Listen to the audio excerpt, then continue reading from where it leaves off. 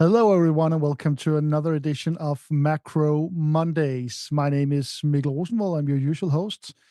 And today with me, once again, Andreas Steno. Welcome back to the show, Andreas. Thanks very much for having me, Mikkel. Lots of Yeah. stuff going on, and Yeah. you know, yeah, we barely get any sleep because of Trump and all of his, communication. Just this weekend, it was more than enough. Let me put it like that. We have a lot of ground to cover in these 30 minutes. This is our weekly dive into the world of macro to give you our attempt at cutting away all the noise and look at what's actually going on underneath the hood. Remember, this is a sneak peek into all of the analysis and research that we do at Real Vision. If you want to go even deeper and even more actionable, you have to sign up for the Pro Macro package that gives you access to our couple of weekly articles, as well as our calls with Raul, our very, very popular monthly Pro Macro calls where you can get in with your questions. We also take listener questions here, so please post them in the comment section of whichever platform you're using, and we'll get along to those along the way. Remember that even though we do our best and we have a very structured approach to our analysis, that our trade ideas might be. Sometimes may be good, sometimes may be shit. So, Andreas, we're getting closer to Liberation Day, and it seems like Donald Trump is getting very, very impatient with the number of current issues. Where should we start? Russia? Yeah, we can do that. I've been thinking a lot about this Liberation Day. It's obviously on Wednesday, and I'm not really sure what to expect from it. Maybe we're going to be liberated from all of our profits from last year. That's one way of looking at it. At least the market doesn't like what it sees. And I guess that's kind of the backdrop today. We've had a terrible, very nasty day again today with everything that came out of the White House over the weekend. But I'd like for you to unpack what's going on between Trump and Putin, because that was kind of a surprise to me to see him sort of ramp up his rhetoric against Russia. So is this deal off? What's going on? No, I don't think so. I think this is very much what we expected to happen sooner or later. So far, actually, I think it's been surprisingly smooth, the entire negotiation process with Russia. They more or less agreed to a Black Sea truce. They sort of tiptoed their way towards a general peace agreement. But at some point, this had to become a little bit more rocky or bumpy road. We know that Putin is in a much better negotiation position than the Ukrainians. It's not a problem for him to carry on the war, and that gives him all the leverage that he needs in these negotiations. So Trump is obviously trying to muscle through a deal. He's trying to use all the available methods of pressure that he has, and at some point he was bound to become impatient because the time is working for Vladimir Putin. Trump has promised a quick peace. He cannot really drag this out for too long. So I think this is a classic stage at the negotiation where Trump is trying really to up the rhetoric. So obviously he told reporters that he was pissed off with Vladimir Putin, that he was considering increasing sanctions, not necessarily on Russia, but on because what more can you really increase at this point? But at third-party countries who are still buying Russian oil, that he would increase sanctions or tariffs massively on them. So obviously increased rhetoric also against Iran. He threatened to bomb Iran if they do not comply and make begin to make progress in negotiations with them. So it's very clear that Trump sees these two negotiation paths as interlinked, and that he's very displeased with the current rate of progress. Things are simply moving along too slow. Yeah, but Mikkel, let's assume that he actually needs to turn up the heat, so to speak, against Russia via these, I think he calls them second order tariffs, right? Yeah. So tariffs on countries buying stuff from Russia. When we look at Russian oil flows right now, they're mostly directed towards two countries, India and China. Hmm. And India was already at the top of the leaderboard of the countries that I feared for, basically, ahead of Liberation Day because of the very, very large import taxes that they uphold, right?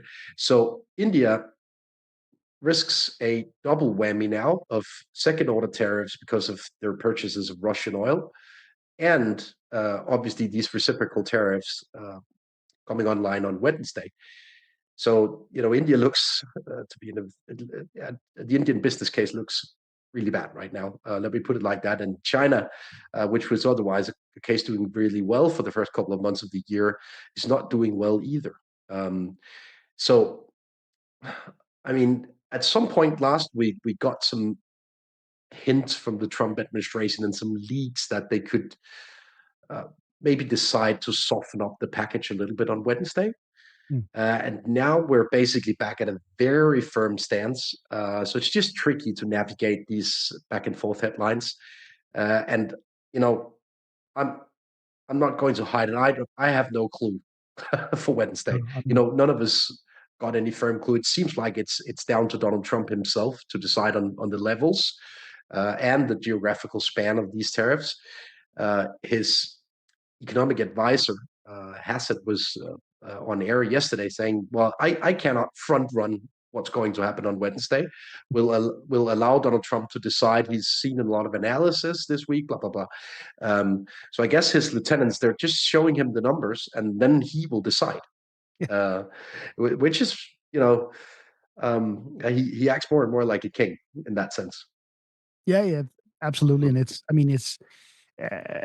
becoming really, really both tiring and tough to deal with for investors throughout the world. We just need some clarity now. But the thing is, once Trump sets these new levels of tariffs, he loses a little bit of leverage. He loses a little bit of element of surprise in these negotiations because at some point he has to set these tariffs in stone if markets are begin to act again, and it's a very, very tricky situation. I think we are going to see more of this back and forth between the US and Russia, but they are moving towards a deal. They are talking also on some of the financial sanctions on Russia. That's going to be really, really interesting. If you reintroduce Russia to the SWIFT system, if you unfreeze some of the frozen assets, etc., perhaps initially on agricultural exports. So there are still a lot of movement in the talks between the US and Russia, but Trump is obviously impatient with this. He wants this to move along a lot faster.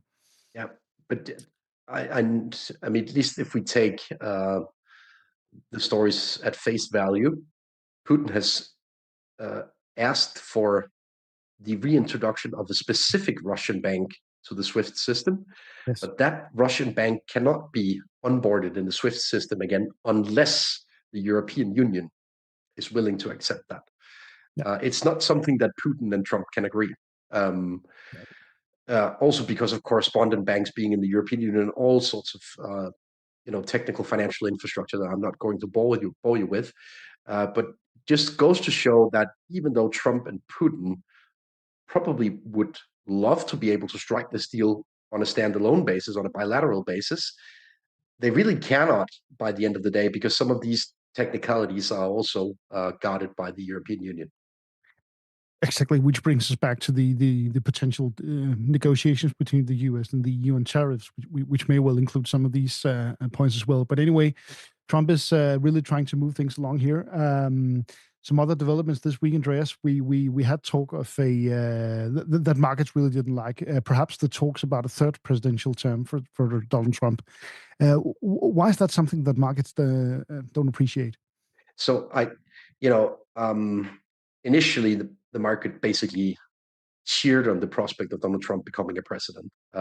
So I don't think the market per se dislikes the economic policy mix of Trump, but I think there's been an underlying assessment, and I kind of shared that assessment, to be honest, that tariffs were, pardon my French, transitory in nature, that they were used as a negotiation tool, that they would not be implemented with a more sort of long-term deal-making process behind them, and that we ultimately should expect global tariffs to sort of recede once the dust settled on all of this. I still think there's a decent chance that as of the Liberation Day, we'll get tariff news in a more benign direction, since, as you say, he kind of sets the scene. And from there on, we probably see the negotiation process where say India, China, Europe tries to get something in return for lowering some of their trade barriers, something like that. That's always been my base case, that we ultimately ended up in such a scenario where we would get some sort of slow race to the bottom on trade barriers, but we have a very, very bumpy road before we get there. And Mikkel, please show the chart on gold. I think we have it with us, because I've said for a while that the front running that we're seeing right now in the U.S. economy, basically because of the Liberation Day upcoming, is basically spiraling out of control to a certain extent. If you look at the import volumes of the U.S. economy, of gold, of copper, of everything related to these tariffs, it's something you've never seen before. Volumes are extreme, and let me stress that, extreme. And when you calculate GDP, you account for the net import. So if you import more than you export, it's seen as a negative. So that's why the U.S. economy currently looks to be in really bad shape. But I think it's a kind of false flag, because it's more of a technicality, right? You import a lot of stuff before the deadline, and then you probably import a lot less during the second quarter here. Why should you, when you've imported all of the stuff before? So in my opinion, we're going to see a rebound in the U.S. economy also from sort of a technical standpoint after Liberation Day, not because a lot of stuff has changed, but because we're on the other side of a deadline, which is very important. And the gold price again today, right? We're heading for Mars, to use Elon's words. How about a rate cut, Andreas, on the back end of these Liberation Day here? So, I think the typical answer from a central bank to a supply shock such as tariffs would be to say, this is something that we'll look through. So we don't care about that one-off effect on import prices. We'll try and look at the medium term. We'll try and look at inflation expectations. We'll try and look at growth expectations. And if I'm right about that, they can easily cut interest rates in either May or June. And it's basically where the market is guiding the Fed currently. We've seen a tremendous repricing of the Federal Reserve on Friday, and here again today on Monday, due to the adverse effects on growth from tariffs and so on and so forth. So my point here is just, if we can agree that a tax hike, which it essentially is, we can always discuss whether the tax is paid by the exporter, the importer, or the consumer, but it is ultimately a tax on someone. If that tax hike is a one-off in nature, meaning that Trump doesn't just repeatedly increase tariffs, then I think the Federal Reserve will treat it as a tax hike, and that's not something they'll respond to by bringing interest rates higher, even though inflation may print above target for a prolonged while as a consequence of it. And then we have the other part of this coin, Mikkel, is that if I'm right that everything has been imported to the US ahead of deadline, we're basically talking about products that are not being tariffed, right? Because they were imported ahead of deadline to a large extent. That's it. That basically means that this whole consumer price increase is postponed. It's not going to flatten out the inflation shock, essentially. Yeah. So I'm, ultimately, I think we have some, a very different market ahead of us after Liberation Day. But it's been tiring, to say the least. Okay, Andreas, I just want to pick up one thread. We've had some questions on this as well. We discussed this with Raul last week as well, whether we are close to the bottom in US equities. I just wanted to show you this chart on the paths ahead for S&P 500 after this 10% correction. You posted this chart, Andreas, and it's the main point here is, if we're in a recession, we can go even lower. If not, we are looking at an upwards correction. What's your assessment of this for the next, say, 1 to 2 months? Yes. So first of all, if you look at the chart, right, we haven't updated it with today's closing value, because we would actually be reaching for lower lows. And I think the basic conclusion here is, unless this is some sort of structural event or a '08 style crash, it's very hard to see a lot of downside from here. And if you look at trends like the dollar in weighted terms versus the rest of the world, if you look at trends in bond yields across the globe, if you look at trends in money growth, we're talking about some sort of accumulation zone here, and it's hard to say whether this is the day where we bottom or it's tomorrow or next week, but we're getting there. Unless you think a 2008 style crash is on the cards, and it would require Trump to get even more hostile in negotiations than what he is right now to bring us there. And as I said, I think it is misunderstood by many. The reason why the US economy looks so quote unquote shit right now, pardon my French, is because of the technicalities surrounding front running of tariffs. Okay, Andreas, let's look a little bit beyond the US. We're going to talk a little bit about France and China here. We have a question coming in from Will here. Could you comment on the sharpness of the recent Nikkei sell-off? Yeah, it was 4% this morning. So it kind of felt like the Black Monday back in the late summer of last year. And I think there's, even though there are differences in terms of drivers, I think a lot of what we're seeing in market resembles or feels reminiscent of what we saw in August last year. Basically, as the dollar yen trade started moving ahead of the slowdown in equities, we saw some of the same moves in Nikkei. We had, I think, almost a 10% drop, maybe even a tad more in Nikkei back in August. This morning felt a little bit like that. And the point here is that we're seeing a repatriation to some extent of flows from Japan, from China, from Europe, out of the US back towards home soil. That's also why the dollar is weakening. We also saw that back in August, September of last year, and it ultimately led to a rebound in the US. And I think something similar to that dynamic is very likely this time around, especially, and I know you want to bring the discussion further to, and maybe allow us to shift gear a little bit to talk about China, Europe, and Japan for that matter. There's nowhere to hide currently. In January and February, you could hide in European or Chinese equities because of some sort of light story that they would see inflows from their own pension funds and so on and so forth. But that story is over as well. Equities are falling off a cliff in Europe and China and Japan as well today. And I think, that is exactly what we saw as Nikkei plummeted back in August as well, that a local story turned global. And that's where central banks start to react. So I think this is much needed to get a more benign negotiations environment.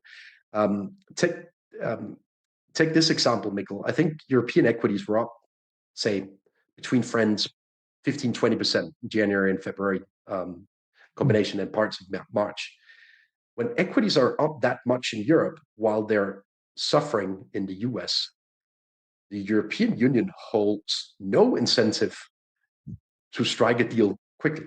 No, but if European equities start to suffer as well, they hold incentives to strike a deal because it's, equities tell a story about the local economy to some extent, right?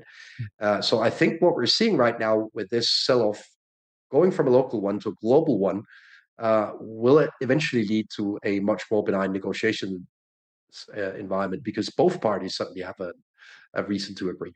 Yeah, a more level playing field. So to sum it up, this is a matter of China and perhaps especially Europe having gained on the back of this and now needing some tailwind from exports to the US essentially that are missing right now. Yeah, and when US importers were front running tariffs, they were obviously front running them via orders to the rest of the world.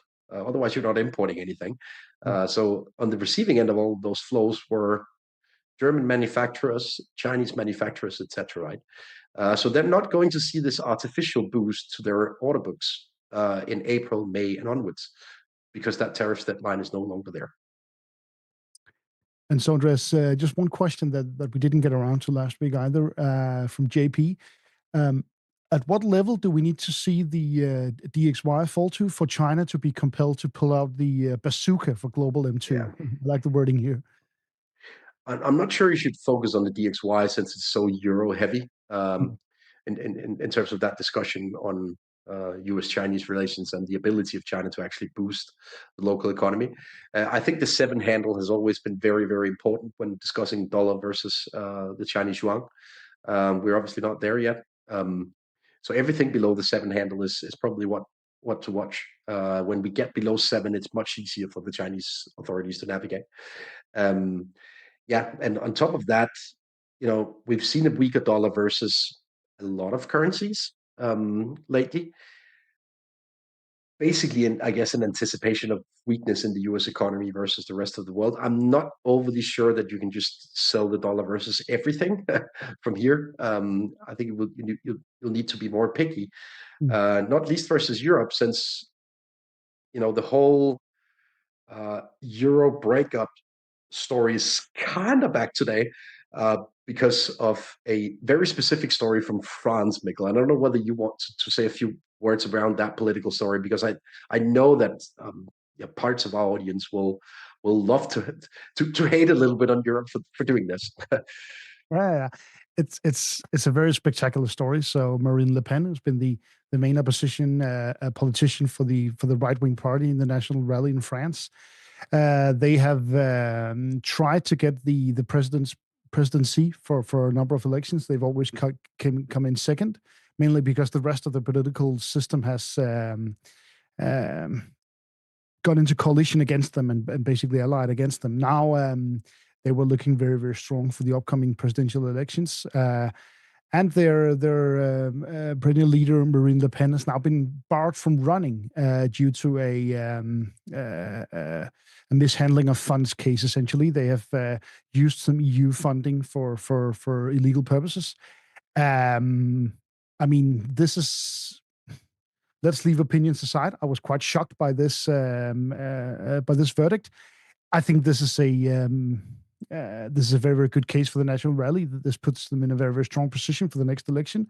First of all, I don't think Marine Le Pen was their best candidate. I think they will have a much better chance with Bardella, who's now likely going to be the front runner, and this gives them sort of a martyrdom. They now they can point to the rest of the political establishment trying to ban them from the elections, and I think a lot of the problems that France are facing is what's been driving a lot of elections in Europe over the past years. So let's see if we get some appeals case. In any case, this will be taken down by a lot of Frenchmen as the old political establishment, the globalist establishment, trying to ban the Le Pen party once and for all. So I don't know. Last year, when we had the turmoil around the French government and the French parliamentary elections, I know that many investors, perhaps especially in Asia, were quite afraid of this right-wing government. Do you think that that's still going to be viewed as sort of a tail risk for investors? At least the immediate response to this verdict was to sell French bonds versus other European bonds. So I actually guess that the market is sort of taking the same approach as you just did, Mikkel. That this is going to be a tremendous platform for the National Rally Party. I had the pleasure of actually meeting Jordan Barea, whatever his name is in French, in Denmark a while ago, and he's actually much more popular than Marine Le Pen is. But it's kind of some of you will remember her father, right? Also a Le Pen, right? So it's kind of been a family party to some extent for decades, and now the opportunity is there for a young rising star in that party to shine, unless Marine Le Pen's niece will be appointed as the next leader, which is not ruled out. And I guess that would be the biggest mistake they could do. But in any case, I think this is a negative for the narrative around Europe. And it rhymes with what I said earlier, that the growth picture is rolling over in Europe because of a lack of orders. And it kind of emphasizes what I just said, that I think the anomaly that we had in the first quarter, concluding today, of extreme outperformance of U.S. assets seen in Europe and China, etc., that it will end by the Liberation Day. Not saying that everything will just fly from Liberation Day and onwards, but I think the whole notion that the rest of the world will do fine without the US is going to blow into smithereens, basically. So just to sum up, to give people some options here, you're saying that there are no safe havens left. That's that's not very actionable. That's the opposite of actionable. Yeah. I mean, that's true for equities, but some options in fixed income commodities. What do you see up there? So I'll try and summarize. I think US assets will eventually rebound on the other side of Liberation Day, and I think you should worry if you're massively long Europe or China here. Even though we've been banging the drum and that exact story through the early stages of the year, but this is a good tactical opportunity to scale down on that, in my opinion. And in the commodity space, you have a tremendous gold trend going into this tariffs deadline. I'm a little bit less certain after Liberation Day, and I especially think that copper looks like a massive sell case on the other side of Liberation Day. Since we don't have any tariffs yet, maybe they'll come at some point on copper, but it trades with a massive premium, and we've seen the same kind of front running. And then in fixed income, it's actually been a good idea to take this administration at face value. They've been pretty damn, certain about this tariffs approach to negotiations. They've told us over and over and over and over that the purpose is to bring 10-year bond yields lower. They've succeeded to some extent so far. But as long as that's the approach, that's probably something you should listen to. Great stuff, Andreas. That's all we had time for this week. A couple of questions we didn't get around to. We can get those next week. Remember to sign up for Real Vision to get access to my talk with the great Marco Papic tomorrow on everything geopolitical. We're going to take a deep dive into that. And keep posted for our shows here. There's a lot of ground to cover. We're looking ahead at the Liberation Day, obviously. There will be a lot to talk about next Monday as well, I suppose, Andreas. So thanks a lot to you from joining from your shiny home studio there. And thanks to all of you for joining in on various platforms. We'll be back next week.